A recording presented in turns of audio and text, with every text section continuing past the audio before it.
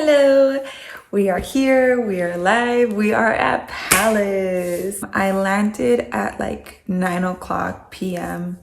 in Cali, Colombia. I am at the recovery house now. Tomorrow I have my labs at 6:40 a.m. Right now I think it's midnight. Tomorrow I need to bring my passport. I need to pay what I need to pay for.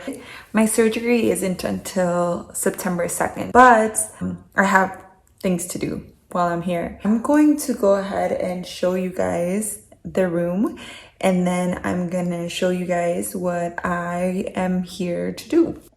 So this is the front door, and then there's this little closet over here. It's pretty decent size. And then here's my room. It's a lot smaller than I expected, but to be fair, it's not like I need that much space. I do wish that there was at least one window because I strive off of natural sunlight, but since there isn't, it is what it is. And I'll be going to my Airbnb. Basically looking to get my hips filled out because I have really bad hip dips. I don't have a lot of fat to work with, but I'm also not looking for like anything drastic. Hopefully he'll be able to take out some fat from here and here and here and here. The last time that I weighed myself, I was 132. I didn't eat very well today, so I'm probably less than that now. I did print out like a wish pick that I want to like show Plazas. This is my wish pick. So we'll see how it goes. This is the place where you will get all of your labs done. I believe it's called like Nancy Help. And then this is where Dr. Plazas' office is at. It's called Corpus, and I believe it's on the 3rd floor. Just got back from the doctor's office. I met with Dr. Plazas because tomorrow my surgery is up. I will be the 4th girl getting surgery, and we had to go to his office for a consultation basically. I was very concerned about me not having enough fat, but when I got into his office, like he immediately knew like what I was talking about. He's like, yep, you got fat here, you got fat here, you have fat here. I'm gonna put it here. And he was like, we're gonna be very limited, but if we have any left over, do you want me to put it in your butt? And I was like, sir, yes. They told me that the last time that I can eat is at 4 a.m. I have to do the hyperbaric chamber tomorrow because they recommended it for me. Also, I spoke with the anesthesiologist today. He didn't bring up the pain pump, but the first time that I had my round with Plazas, I got a tummy tuck and a BBL, and I got the pain pump, and I literally didn't feel any pain the first 4 days of my surgery. I brought it up and he was like, yeah, I recommend it. So tomorrow I'm just gonna have to pay $180 for that. They said no lotion on, put deodorant on, and pack my stuff. I'll record next time that I am pulling into the office. So there is that. Bye. Good morning. It is 11 a.m. September 3rd, and as you can see, no surgery yet. I was supposed to have my surgery yesterday.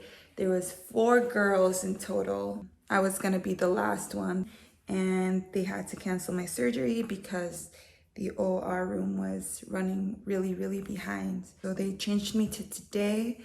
Today I believe there's only 3 girls for surgery, and I'm the middle girl. I just want to ask at what time the driver is supposed to pick me up, because they said 11, but it's already 11 and they're not here yet. And they said that they're waiting for the doctors to call so that they can come pick me up and start getting me ready for surgery. So I probably won't have surgery until like 1 or 2 because it's 40 minutes from here to the clinic, and then to prep everything, I'd imagine it's like an hour or 2. And then to actually get me in the surgery room, I'd imagine it's gonna be around 2-ish. I'm just gonna start doing my bag. As you can see, I went to the hairstylist or the salon here and got my hair cut and braided for $13. I'll film as much as I can of today. Sorry about the lack of footage from like since I got here, but like everything happens so fast when you're doing the labs. Okay, see ya. Bye. And we're off. Oh my gosh.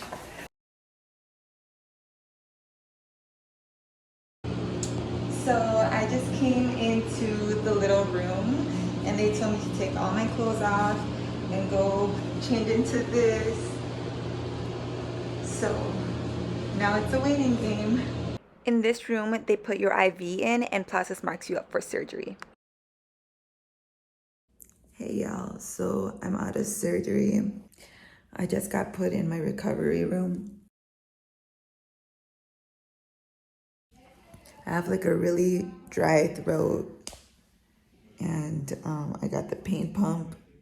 But honestly, last time that I got the pain pump, I literally didn't feel any pain at all. And right now I'm like feeling everything. I'm gonna be here overnight.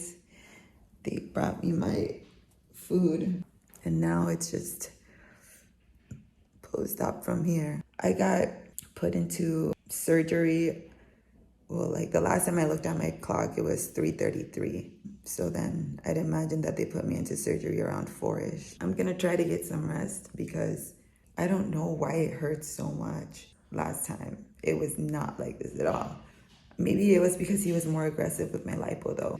Like the first time that I came here, he couldn't lipo my stomach at all because I got a tummy tuck. But now I think since he did my stomach, that's why I'm feeling everything, like a lot. So I'm gonna get some rest and eat my food and probably go to sleep. So I'll see you guys. Bye. So it is 2 a.m. Around 10:30, 11-ish. I was under excruciating pain to the point that I was like hyperventilating and crying at the same time. Like I've never felt a pain like that before. And coincidentally, as I'm crying, Dr. Plazas and the other doctor on duty come in. And he's like, oh, Princess, why are you crying? And so I'm explaining to him what hurt. And so the doctor was like, but you were just fine a couple of minutes ago, Natalie. Like, I came up to check on you. You were fine. What happened? I'm like, I don't fucking know, but I'm in pain now. So Plazas comes back with like a syringe and puts like pain meds directly on like my sides. I was screaming while he was putting it because it really hurt. And he was like, oh my gosh, please stop crying. Please stop crying. He wasn't panicking, but you could tell in his voice that he was like very like concerned about me, which is a good thing, right? It was a lot easier to sleep after that, and now I woke up and I'm literally fine. He did tell me that he was gonna go see me today too.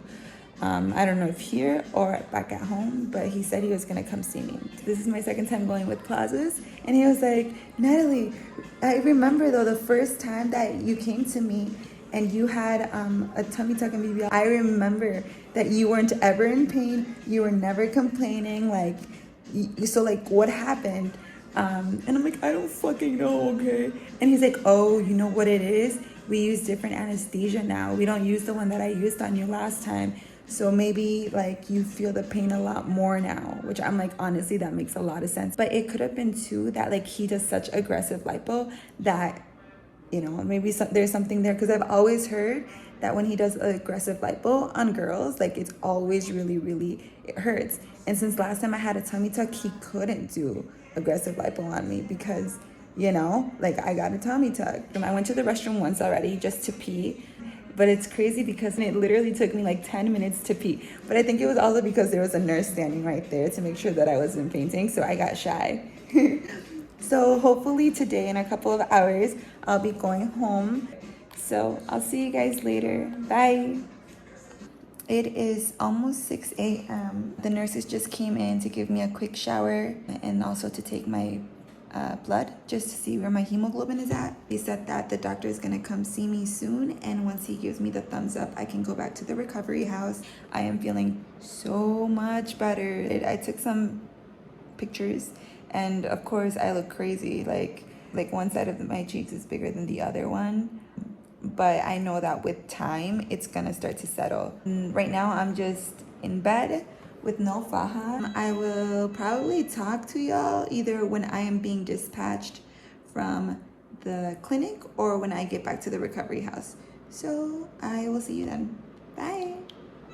So the first night was definitely the toughest part of my entire recovery. Aside from that, I walked out of the hospital and into the recovery house. I didn't need a wheelchair and I was finally put into my faja. Hey y'all, so I was on and off sleeping since I got to the recovery house. It is like 6:10. I got back to the recovery house around noon. Dr. Pulido, the anesthesiologist, just came to see me to check up on the pain pump that I got from him. I haven't gotten a massage yet, and they actually haven't allowed me to be in my faja at all because apparently being in a faja right after surgery is really bad for you. You could get like faja burns and whatnot. I have to eat first, and then my massage is gonna be at 6:50. The pain hasn't been bad at all. They gave me these pills. One is supposed to be for the pain. I don't know what this is for. I think it was like an antibacterial. I don't know. For the massages, apparently this is needed. Oh, and then they brought these two things that is supposed to help with the heartburn that the medicine causes after eating. So I'm drugged up. I'll hopefully talk to y'all after my massage. I probably won't film that because it's very graphic. If y'all want to see how they do massages after a BBL, just go on any IG plastic surgery guru's page because I am not showing this here, okay? So I'll see y'all. Bye. Hey y'all, I finally got my massage. I leaked a lot. Got cleaned up. Right now I'm waiting for them to bring back my faja. I think next week I'm going to go get a faja from Contour Fajas because I heard that it's a really good faja. But there's that, just boring stuff. All right, I'll see you guys. Bye. Hey y'all. So I just got my massage. It was really good actually. I was leaking a lot. I'm only getting one today because the massage therapist, it doesn't work in the afternoon. Look, I'm stuffed.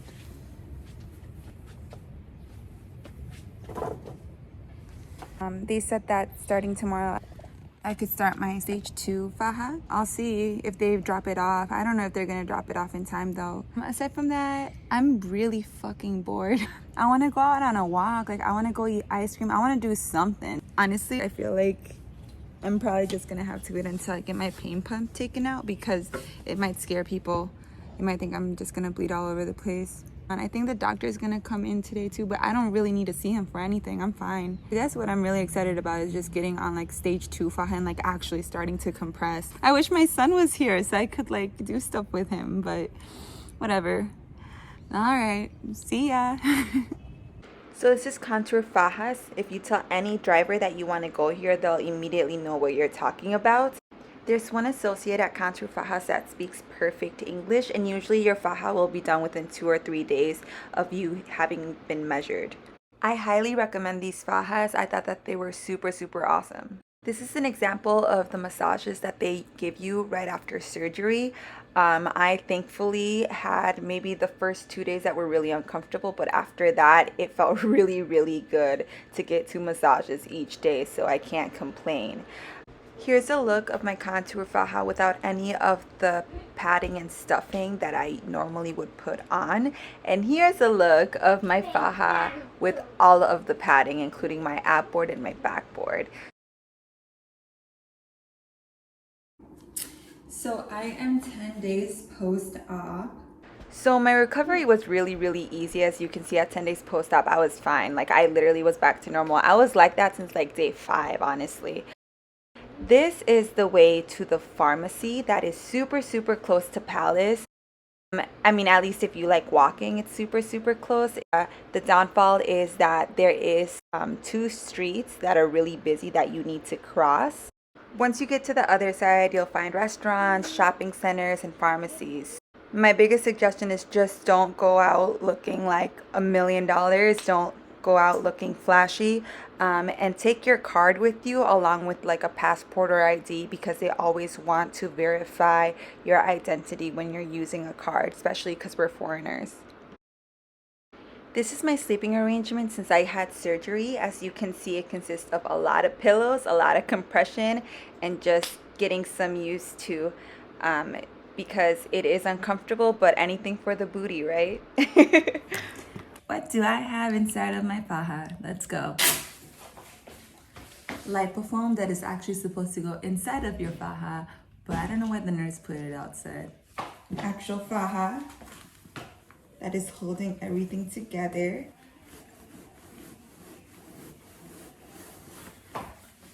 Front board. One side is hard, the other one is very soft. One lipofoam, two lipofoams, three lipofoams, pads, pads, pads. So while I was in Colombia, I went through 2 packs of poise pads.